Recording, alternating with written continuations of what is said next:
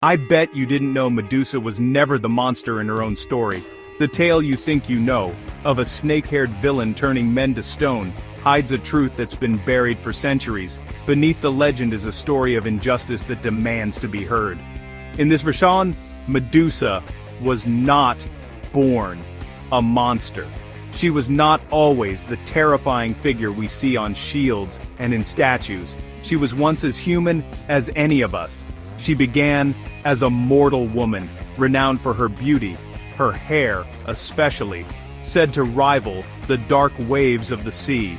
Her presence was captivating, and her kindness was spoken of in whispers among those who knew her. She served in Athena's temple, not as a villain, not as a threat, but as a priestess. She was devoted, pious, and respected by her peers. Her life was one of service and humility, dedicated to the goddess she worshipped. And then, in the oldest sources, Poseidon, god of the sea, forced himself upon her inside Athena's sacred halls. This act was not one of love or passion, but of violence and power, committed in a place meant for peace and sanctuary.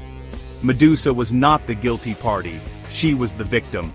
She suffered a crime that was never her fault, and yet, she was the one who would pay the price. But divine justice in the ancient Greek world was never about fairness. The gods were powerful, and power punished those within reach.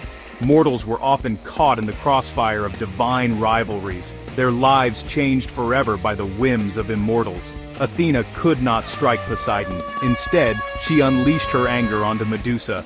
The goddess, unable to punish her fellow god, turned her wrath on the only one she could reach, the innocent woman who had already suffered. Athena transformed her, hair into twisting serpents, her gaze into a living curse. Medusa's beauty, once her pride, became her torment. Anyone who looked upon her face would turn to stone, and she was forced to live in isolation, shunned by all. A woman who had done nothing wrong, damned to be a monster, exiled, hunted, and feared. She became a legend, but not by her own choice.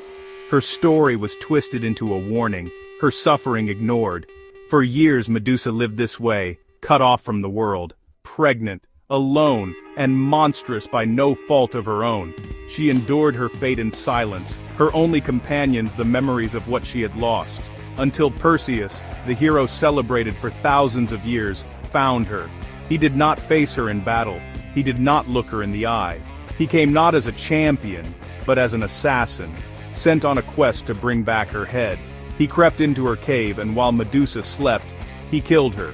There was no glory in this act, no honor in slaying a defenseless woman who posed no threat to him in that moment.